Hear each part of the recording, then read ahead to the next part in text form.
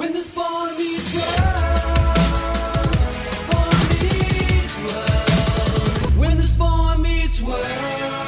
What up, bro? What up, bruh? And welcome to Bra Meets World. What is Bruh Meets World? Your Boy Meets World fan cast. This is episode 51. I'm Ceej. And I'm T Sizzle. How did you feel about this episode? I actually liked this episode. Okay. Because it felt to me like Boy Meets World is recognizing the formula a little bit more in the sense that we don't have 20 stories going on. I did enjoy that. Yeah, in the sense that there was like one tale, like predominant tale throughout that I felt like was really well written. Like there's things that they talk about in the beginning of the episode that they reference again at the end of the episode. It ties together really nicely. So I thought it was a good one of the better episodes we've seen in a while. But it did feel like a really good season 2 episode. I'll say that. Ooh, that's a good way of putting it. I have thoughts, and I have like some themes that I think, as usual, Boy Meets World brings up without really exploring, and I think it would explore more now. But let's get into the Tell Me About It. Tell me about it. Okay. I gotta pick a different song that's a little easier for me to sing. The Billy Joel's very high. Okay, all right. You know what? We'll give it time. I'll explore it. All right, this is Season 3, Episode 5, Hometown Hero. Cory and Sean sneak into the chemistry lab and accidentally start a fire, which Cory also puts out. However, he gets more than he bargained for when he is labeled a hero. Will Cory do the right thing and tell the truth, or will he let people continue to think he's something he's not? In a B storyline, Eric wants to be a weatherman. I thought that this was a classic Boy Meets World morality tale. Absolutely. This is why when you said season 2, I was like, yes, because it felt like the Cherry Bomb episode, but from Cory's perspective. The reason why I thought it felt like a season 2 episode is because the main motivation is I don't want to just be a somebody. I want to be like I don't want to just be Cory. I want to be something special. Yes. And so like that's for me is what made it feel very season 2. Yeah. So before we get into that, I want to do a little bit of the roll call because I think the characters in here kind of lead into some of the themes. So let me see. There's no real credit. One of the ones that we got was Troy Aikman. Yes, and I wanted to talk about Troy Aikman because he brings up this idea of the privilege of sports and the special treatment you get by being a hero. But specifically a hero in high school, which is a superficial hero.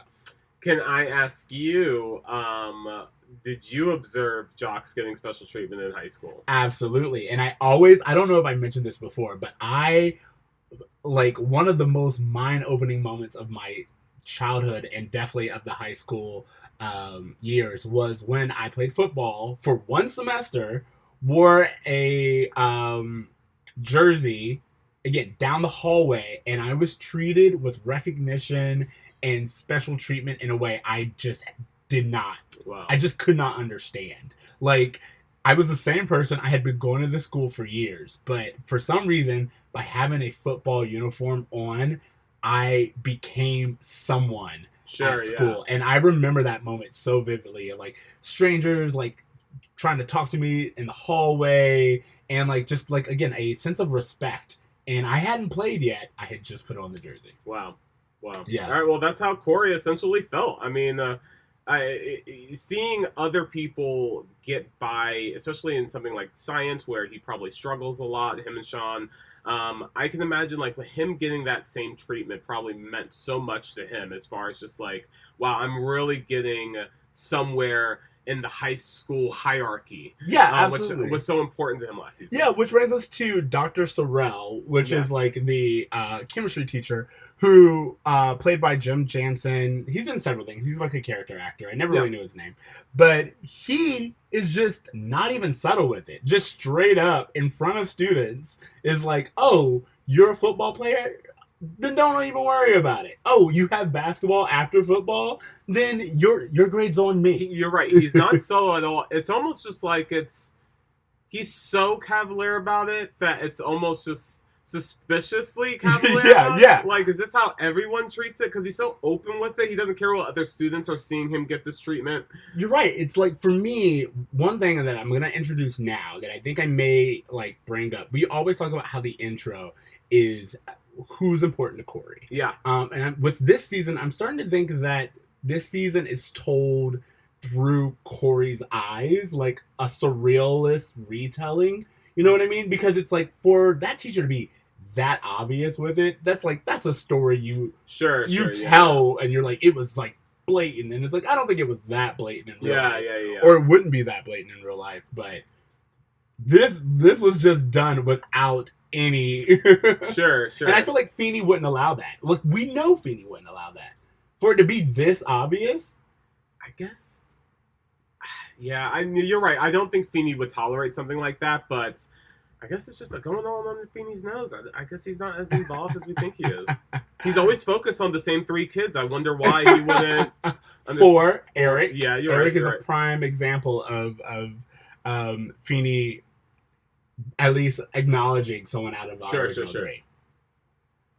Okay, so from there though, I did want to say, what's your experience with like being treated differently? Did you notice it? Was there anything that? You know, it is interesting because there were a few times, like I was on homecoming court a few times. You were, and so like I do remember that feeling of just like getting recognized in the hallways and things like that, and it being this thing where it felt cool, but I don't know, it wasn't something that I was like obsessed with the way Cory seemed to be, or at least he was. This seems to be something that he didn't even really want until Sean was like, no, go for it, bruh, and then he really leaned in. But my experience was it was very noticeable, and almost like, especially when you're a kid in high school, to get any kind of special treatment whatsoever, especially from older kids, to get acknowledgement and get the the fist bump from the older kids. Yeah, that's when you know you've made it. Yeah. So it's really funny because what I wrote in this is like, this episode is a perfect example of, and reminded me a lot of the writing trope of the hero's journey, which is just like, you have a hero who has a need, he gets that need fulfilled, the need is not what he thought it would be, he changes, growth. You know, and like, that's kind of like, and this is exactly what happens with Cory. Cory is like, I just want to be someone exceptional. He immediately becomes someone exceptional and is now the hero and has that label. Sure. But he starts to change. He's not who he was. It gets out of his control. He realizes it's not him. And then he has this come to Jesus moment, so to speak. And that's literally what I thought about. And like, so much so, like, I was like, speaking of like the surreal part of just this particular episode, I was like, is everyone trolling Cory? Like, I kept waiting for it to be like some Saved by the Bell, we're all in on it type lesson. Because, and the reason why I say that is, we don't see the school in any kind of disarray. Like, for the flames to be as high as they make it out to be, or for everyone to be applauding Cory the way that it is, you expect the school to be like shut down, or there to be like some kind of, we can't go in this part of the school because the smoke and the fire just got out of control. I would have really liked to have seen Cory go back in and stop the fire, and Janitor Bud becoming aware, and like just seeing a little bit of that. I know why they didn't, because when it go to commercial, they want to leave us wondering like, if the school's still intact. But I could have used a little bit more context. It just reminded me of like any other show that especially in the 90s, that does like an accidental fire. You see the consequences. Fresh Prince of Bel-Air. I know there's one in Family Matters. I was going to say Family Matters. And I think there's one in Saved by the Bell where, again, it's like there is damage to a set, of course, but like it's supposed to be this particular area. To a ridiculous degree. And there's just like a tarp put over it. And like even that would have made it seem like, oh, there was actual damage here. Something newsworthy. Other than that, it seems like the fire was contained relatively quickly. Yeah, like, why build that whole chemistry room set to just use for the opening? That's my point. Open? Yeah. Like, even if you were just going to use that corner, you could just put a tarp over there and have us imagine how bad the damage was. Have Feeny talk about how bad the damage was. But maybe also it's like not really wanting to go into that because Cory starts a fire and technically this is a crime. I was going to say, I was going to say that we are glossing over a very big plot point in this, which is that Sean and Cory commit trespassing and arson. Yeah, absolutely. To a school.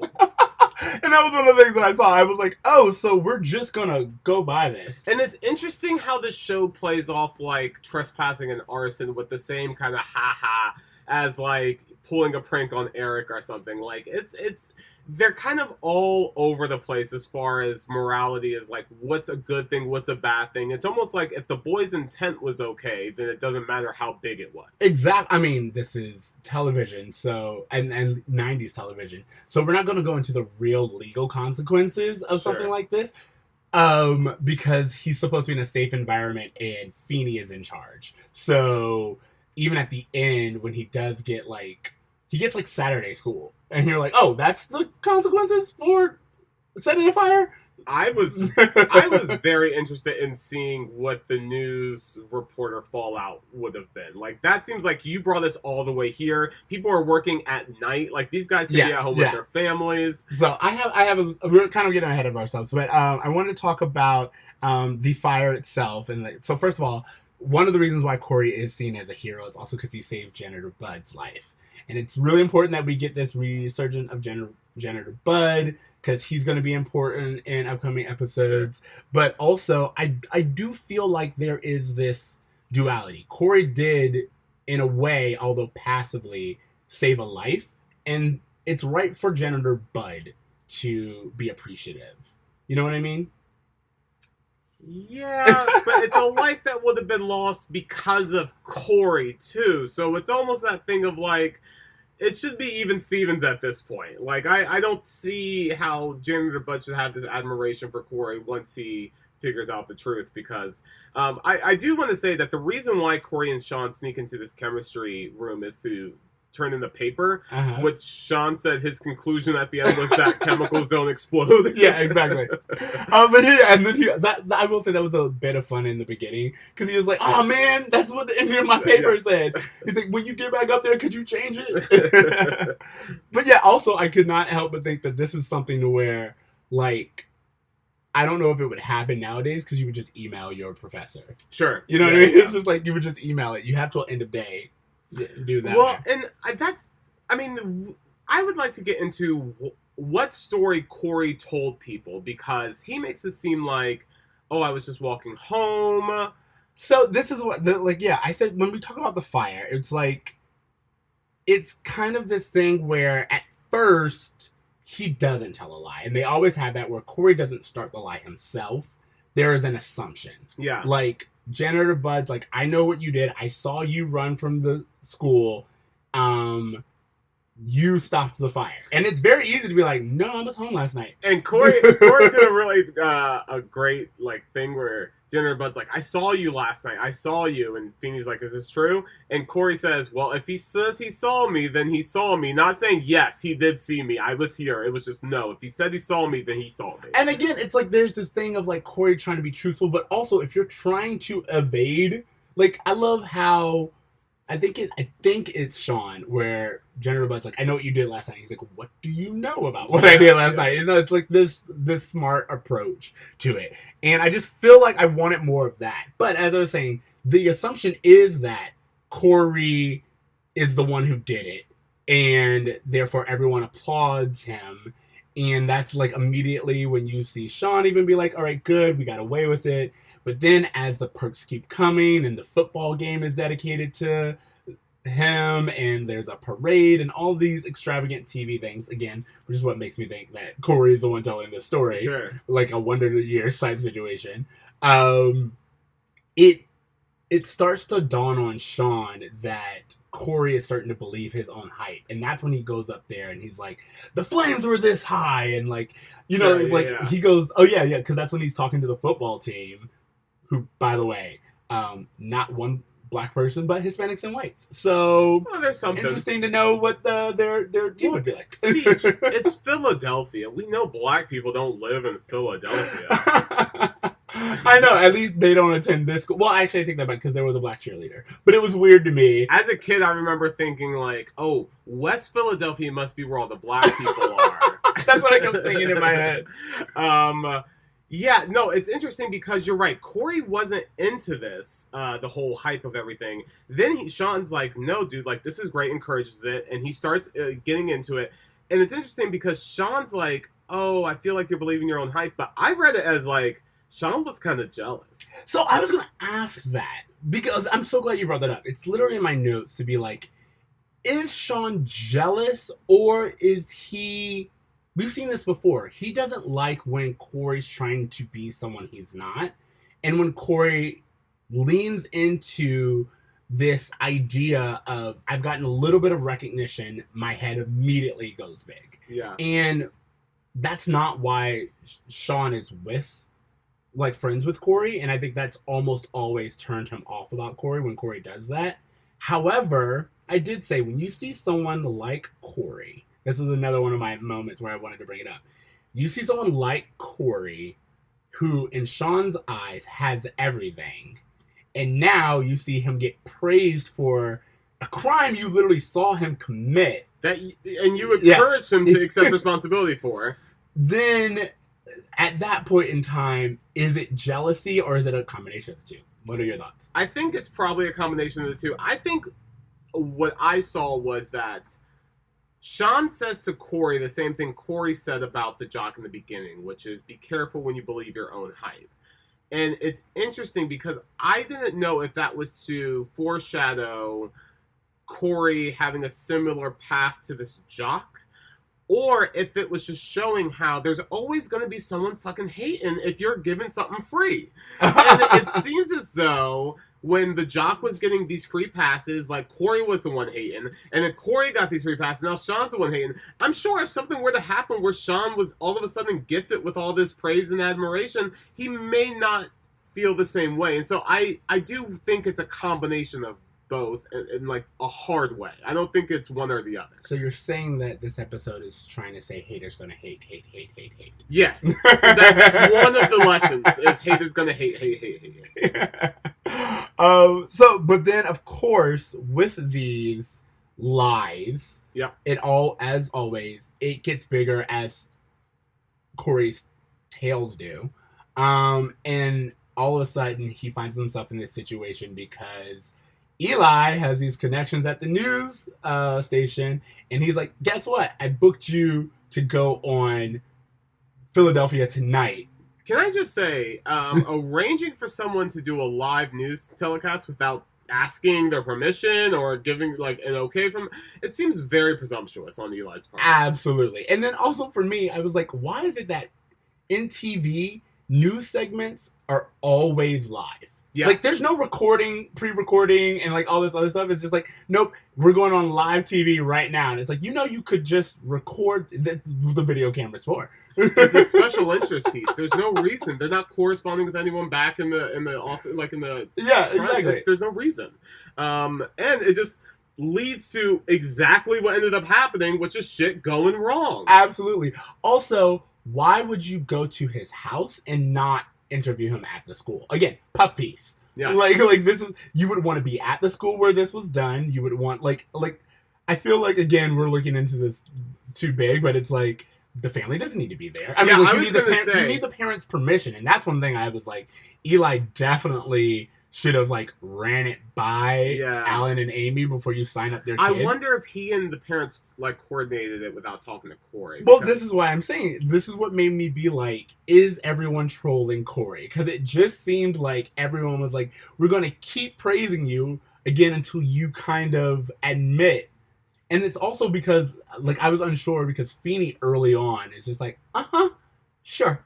And now I was going to ask you if Feeny knew straight out that it was a lie, or if he just knew something was up. Because it almost seems like the moment Cory's like, yeah, I did this, Feeny's like, I don't believe you're capable of that. Like, that's the vibe I got. I don't know. Well, that's funny because later on in the episode, Feeny was like, I had my suspicions because I know your character. And he's like, what? He's like, I know what you're capable of. But I was like, did you just call him like I think you just said he wasn't capable of being a hero. Like, that's not Cory's thing. Cory doesn't run into buildings. Sure. But no, I think that Feeny knew there was more to the story. Yeah. And I think that's what I got from him. Like, Feeny was like, again, I can't quite put my hand on it, but I've known you your entire life. I live next door to you. I don't see you running into the school Sure. and not telling me your next door neighbor / principal. Sure. And it was also, it was like, Cory came home, his parents didn't know.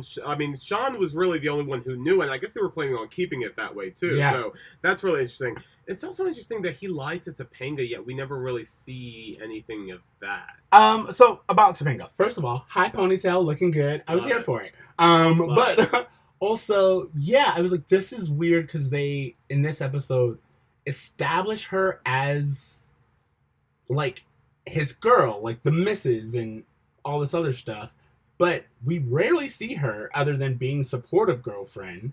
And she's just referred to, Janitor Bud gives her, like, an office, what does he call it? A genie. A locker genie. A locker genie, yeah. For his locker. Yeah. But she gets one too. It comes with perks. And I was just like, but we don't even see Topanga get it. We see her hand it back. Yeah. But there's just like no real, I don't know.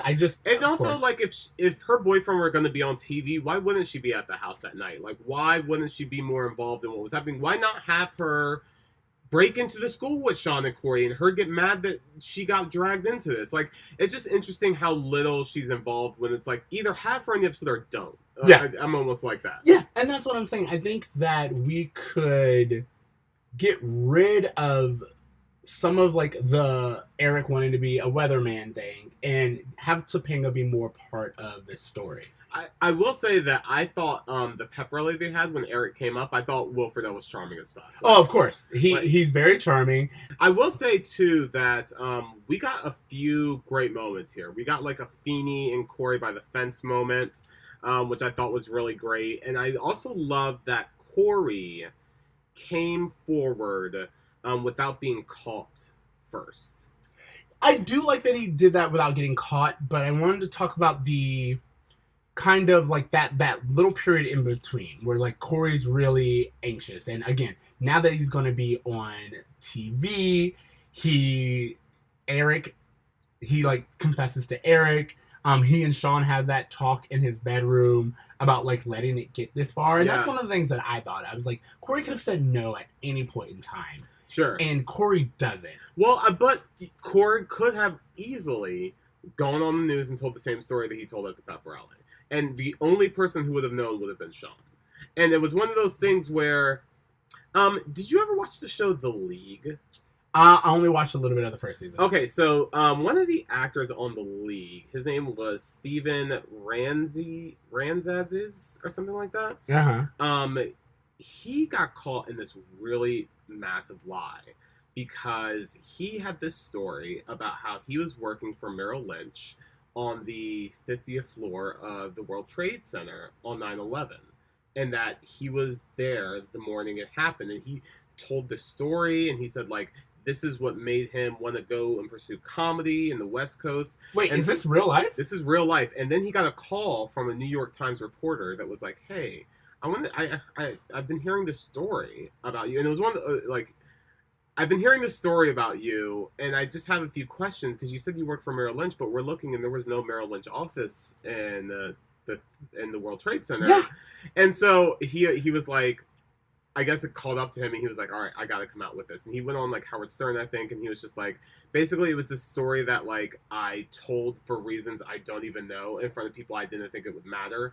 And then those people ended up becoming more important in my life, and I just had to keep going with it. But it was me seeing a person who came forward, but only when shit was about to hit the fan and he was going to get caught. It wasn't this, you know what, I've earned some success, but I feel guilty about this. I want to come forward on my own free will the way Cory did. So that's why I relate the two, because I do think there is something noble about what Cory did. I mean, like, I guess we could let's talk about that, because for me, I think that Cory only did it because it involved going on national television, and I think that part is like it's kind of like Philadelphia Tonight is the phone call from the Wall Street Journal or whoever you said it was, yeah. where it's like that was his idea of, oh, this is about to get out of hand. really quickly, because any story you tell on the news will be checked. Yeah. You know what I mean? It's like, that is definitely Yeah, I guess you're an right. idea where it's like, again, he's talking about the flames, and everything that we heard him say, there would be a fire marshal who could confirm this claim. Sure. You know what I mean? Yeah. And that's my point, is that there is definitely a fireman out there somewhere who knows the source of that fire, and Cory would have to have some onus of the truth if that came forward. Also, it's really funny to me because, I mean, I think we've all, I don't know if you have or not, but I've definitely been guilty of, like, telling a lie that just continued. Sure, yeah. But what I did was stop telling that lie. Yeah. I think the problem is when you continue to tell that story to more and more people, and then more and more people have to be like, wait a minute, what? Yeah, Whereas exactly. if you tell the lie and then it's gone out of the circle that it was supposed to, stop telling that lie. Yeah. Hey, didn't you tell me you used to be twins, or like that your twin brother, I don't know, worked for Obama back in 2008? No, I don't think so. I think there's people who still think I'm Samoan.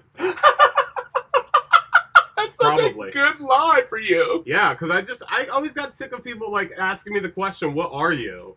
So I would just tell them. I would tell people. Here's the thing. This is TC's big reveal. Hey, the time has finally come. No, I would tell people, because I really feel like I could pass as a mixture of anything as long as it's an interesting enough combination. Absolutely. So I would tell people, I'm like, oh yeah, my mom is from Cambodia, but my dad is from Jamaica, and people would look at me and go, okay, I can see that. But eventually I would just tell people I was Samoan, because it was just the fastest answer I could give, and it was interesting.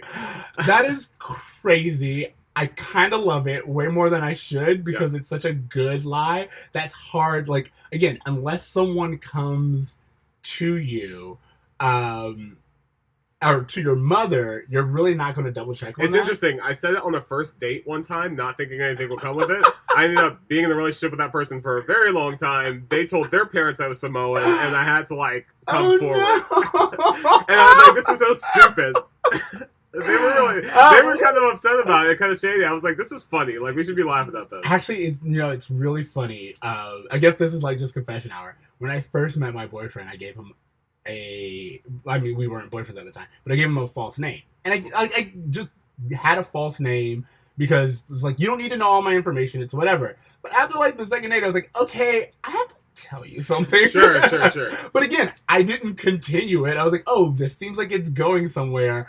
I'm going to course correct this now and deal with any of the consequences that come with it, rather than letting it grow. And then you'd be like, wait a minute, I thought you said your name was... And you know what? I respect that. Because the thing is that you don't owe anyone the damn truth. Really, just random strangers, fuck them. Who cares? Yeah, that's my whole thing. And like, for me, don't get me wrong, in certain ways, like, it's like, why lie? And as you said, I'm sure at the time it was like a quick one-off. But I believe in course correcting early on, or as I said in this, just not spreading it anymore. Just like, didn't you tell me you were Samoan?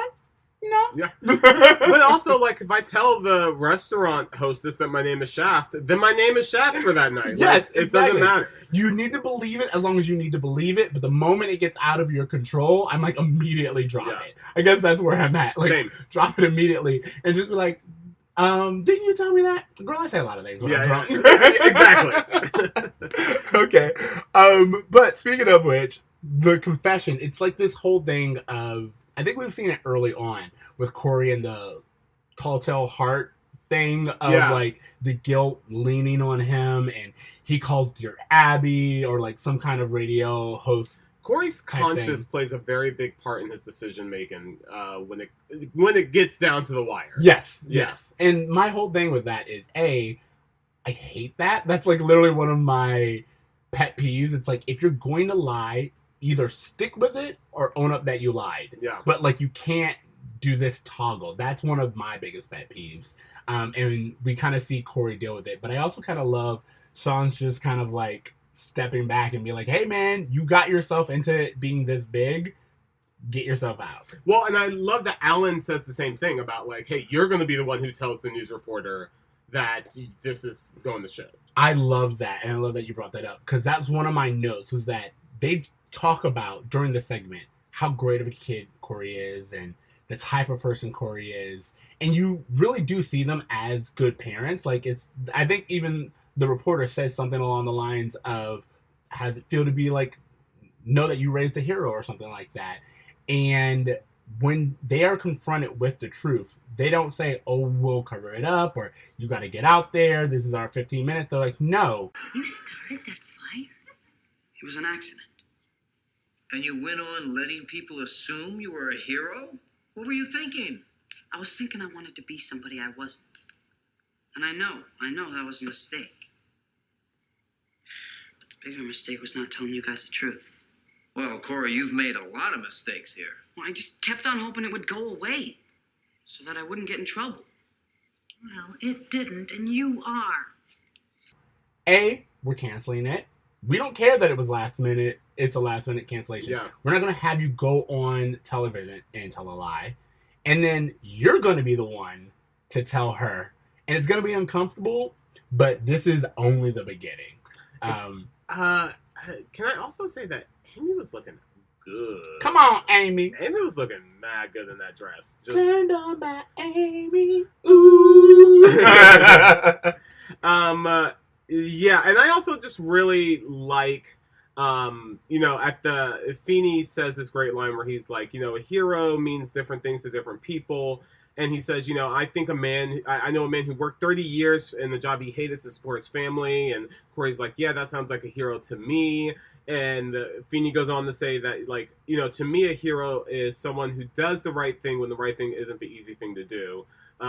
Which I just thought was just a great Boy Meets World moment. I felt like it was exactly what Cory needed to hear to make the right decision. And I feel like it's the lesson that we're all supposed to walk away from this episode with. Yeah, no, I definitely looked at that and I was like, personally, I did not expect the Feeny by the fence moment.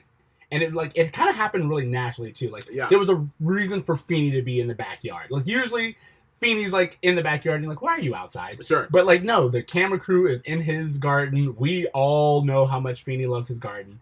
And the moment he came outside, I was like, oh, a Feeny by the fence moment. I didn't know this episode would have one.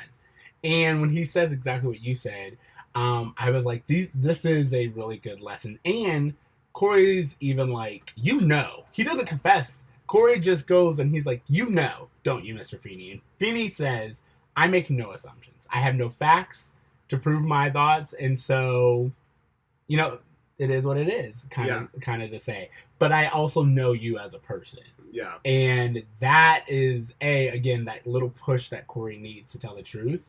And then also, I like that we see Feeny not judging. He's not the principal in Ferris Bueller's Day Off, where he's like, I'm going to catch you in this lie. That's not Feeny's style, and I like it. Yeah, definitely. One last thing that I really loved about this episode, and to my point of this being a better written Boy Meets World episode, is there's a line that Cory says to Sean at the beginning where he's like, I'm not just Sean's friend or Cory's or Eric's brother. Like I'm not my old name, which was Hey Kid Move. And then at the end of the episode, after it's all come out that he's lied, the jock comes back up to Cory and he says, Hey Kid Move, and Cory's like, oh hey, I got my old name back. Yeah, and I just thought that was a great little ribbon at the end of the episode. Absolutely, he goes back to being. But again, it's like, how do you feel about the lack of consequences for Cory outside the Saturday school and losing your quote-unquote throne? I mean, let's look at the facts. I mean, he trespassed into a school. He committed arson. He pulled a fire extinguisher. Fire alarm. He falsely accepted, or I guess what would be fraud. Yeah. So there's just a lot stacking the deck against him, but thank God he got away with it squeaky clean. I mean, Saturday school. I've gotten Saturday school for wearing flip-flops. For having my phone out in class, I've gotten Saturday school. This kid burns down the science lab? Get out of here, man. I know, that's my whole thing. There are certain times with Boy Meets World where I'm like, I feel like the lesson you were teaching skips over the lesson that someone can take away from this. You know, which is, again, we always talk about just white privilege. Like, this ability.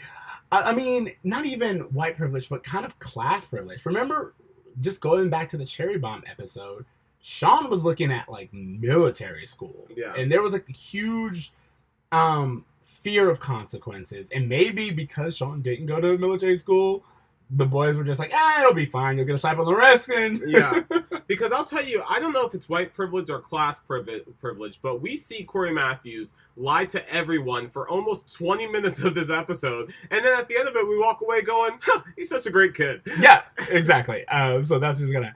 did you have, like, any bruh moments or anything like that? Bruh moments? Not especially. I don't think so. There was never a moment that I was just like, oh, wow, that's interesting. No, not really. Yeah, you know, honestly, not everyone's gonna have one. But I did feel like, oh wait, do you want to talk about Eric and the Weatherman storyline real quick? Eric wants to be a weatherman. But I like that this is the kind of the introduction of just Eric's goals. And also Eric says specifically, that guy is just a head of hair and a smile. Yeah. And immediately, like, how's my hair and how's my smile? So I used to think that drive to be a weatherman came from somewhere else, but it's literally just Eric seeing, or Eric assessing the skills that he does have and wanting to be successful off that. Well, it's interesting, too, that it's not just that he wanted to be a weatherman for the looks. Like, he showed up for the interview prepared. He knew shit about weather. He was throwing out, like, meteorology terms. I like to look at Cory as a coastal eddy. See, he comes home from school heading east, having gathered strength over the ocean. Thank you. I'm going to get right to the point here. Has being a hero changed, Cory? Well, you know, Connie, I've also got some birthday wishes. Gorgeous Edna Stein is 100 years young today. Happy birthday, Edna! Eric, go to your room. Dad, this is live TV. I don't care. Back to you, Connie. Like, it definitely seems like something that, a dream that I kind of wish was nourished to fruition. Yeah. Because it seems like it was one of those things that he genuinely wanted for a while. Absolutely. And so, yeah, it was cool to see. Yeah, absolutely. Okay, so, any Feeny taught me? Just that, you know, his line, hero means different things. Hero to me means someone who does the right thing when it isn't the easy thing to do. Do you think Feeny was talking about himself or his father when he told that little antidote? Maybe his father. 30 years at a job you hate? I mean, that would make sense considering, because we know Feeny didn't have a close relationship with his father, and he was like a drinker, and if he's at a job he hates, yeah, that would make sense. Okay. What grade are you giving this? I'm giving this episode an A-. Okay. I think it was a very well-written episode. I don't think it's the most entertaining episode that we've seen, but I think as far as just, like, the formula of Boy Meets World, like, we had a morality lesson, we had, you know, all of our central cast mostly involved in this. It didn't seem like, other than maybe some of the Eric stuff, that there was times where the episode slowed down a ton. And I thought that they had a consistent message that they were trying to tell from the beginning throughout the end of the episode. So for that reason, yeah, I'm giving it A-. See, I'm going to give it a B, but I'm only giving it a B because as I said earlier, I feel like A, we're kind of bringing up something we've already done before. Sure. B, they don't really use all the characters the way that they should. As you said, Topanga's, like, not used. There's a lot of, like, illogic to me. And I was just like, I feel like you guys could have made this tighter and better. And then also the lack of consequences for Cory. I mean, even if we would have saw Cory in Saturday School at the end, that would have made more sense to me than just him in the hallway, and the only thing he lost was his notoriety. Yeah. You know what I mean? Exactly. So, but I really love the lesson, and I really love Alan and Amy stepping up to the plate, and that's my goal. Sure. All right. Any homework? Yeah. I mean, I was planning to talk about the Chance the Rapper album, but it was awful. Oh. So I'm gonna bring up two things. Lizzo has a Tiny Desk concert, an NPR Tiny Desk concert, and it's phenomenal. I suggest everyone take time, go to YouTube, search Lizzo NPR Tiny Desk, and watch an amazing performance from an ultra-talented musician. Lizzo, back to back. I'm here for it. I'm loving it. I'm loving it. And I also, just because of the climate of everything, if you get a chance, go back and watch Bowling for Columbine. It's a fantastic documentary, and it's so interesting to see where we were with the state of guns in our country in the 90s and comparing it to now, and just really seeing that, like, the same issues that plagued us then are the same issues that plague us now. And it's one of those things where it's very easy to get frustrated with what's happening. Oh, but, you think? But it's even almost more frustrating to see that, like, nothing has really changed at all. So, but yeah, I mean, it's a dope documentary. I like Michael Moore, so if you're into it and you haven't seen it, I would suggest watching it. I have never seen Bowling for Columbine. Yeah, I think it's streaming, and it's Amazon, I think.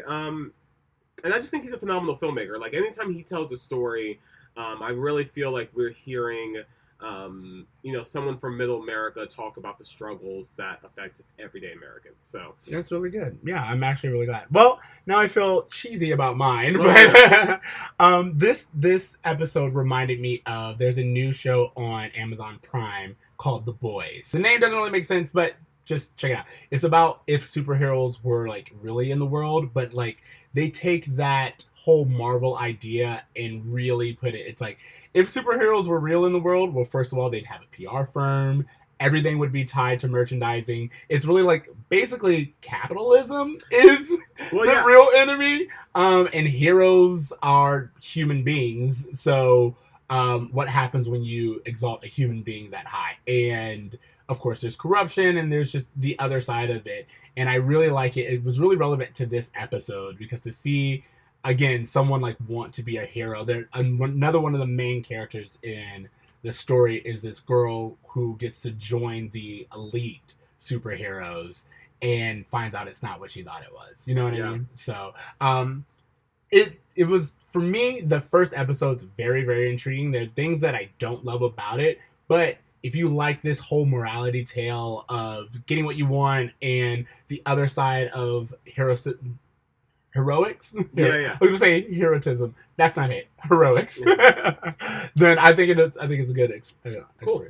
It's like 8 episodes. I watched all of them back to back. Amazon Prime. Check it out. Nope. Okay, so that is pretty much it. That's our episode, you guys. Is there anything you want to say? No, I think we're good. Okay, so thank you for listening to Bro Meets World. Remember, you can find us on all the places. If you're listening to us now, just coming back, because that's where we are. You can leave us a rating, do all the things that you guys usually do. We really appreciate it. All of it at Bro Meets World, or email us at bromeetsworld@gmail.com. You can find me on Twitter ranting about Pose or Real Housewives of Potomac, or how gun laws won't change anytime soon. Again, I'm very eclectic in my interests. You can follow me on Instagram at @braverme, @braver.me, and I will be just not listening to the new Chance the Rapper album. So that's what I'll be up to. Is it an endorsement? That's not an endorsement. No, it's not. Okay. Remember to dream, try, and do good. Motherfuckers. Later, bros. Peace.